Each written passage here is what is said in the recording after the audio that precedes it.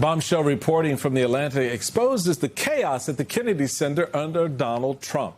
Joseph Palermo, who was suddenly fired from his position as visual arts curator, paints a picture of partisanship, cronyism, and greed inside the cultural institution. Jackie spoke exclusively on camera with Palermo today to dive deeper into his allegations. One of the biggest headlines we have seen come out of this administration so far is the decision for, I'm not sure if it was Grenell or the president himself, to go ahead and add his name to the formal Kennedy Center mantle.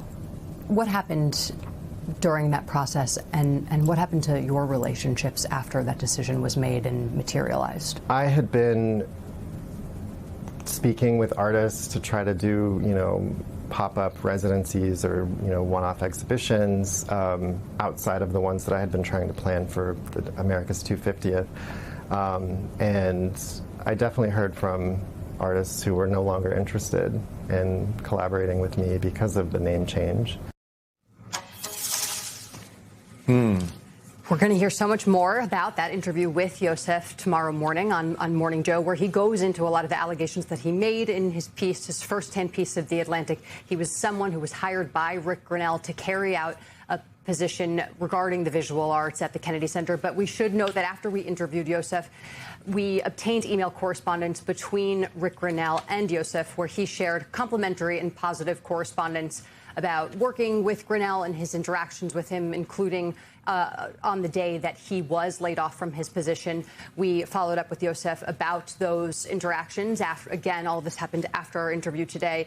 And he said Rick was his boss. He wanted to keep a professional work environment. And regardless of his criticism of his leadership or lack thereof, he always treated me with courtesy and respect. And so I showed it back to him. But the Kennedy Center declined to comment on our more detailed questions about some of the allegations that Yosef made. And again, tomorrow, you'll see more about some of the ethical red flags, the lapses in management, and some of the things, the more unsavory things that he witnessed behind closed doors with regards to donors and fundraising.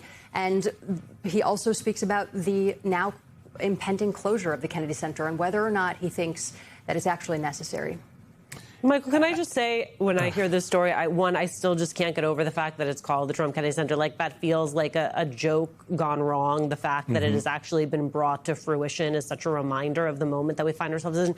I also, though, I have to say, I am heartened by the fact that we are still hearing from whistleblowers, given the way that whistleblowers have been treated just in this past week by this administration, Michael.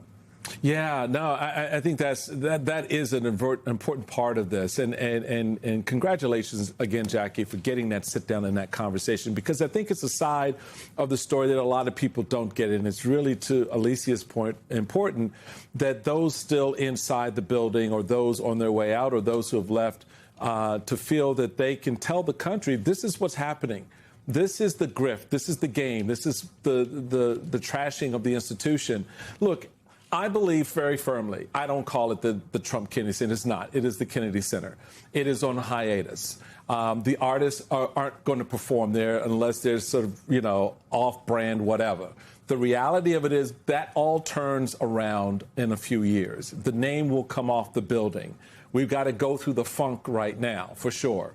But the reality of it is this kind of exposure, along with everything else we see happening, from the battle with the Pope to the craziness at the Department of Justice, people begin to see the still importance, to your point, Alicia, that people working there have something to say about what's happening to them and what's happening to the institutions.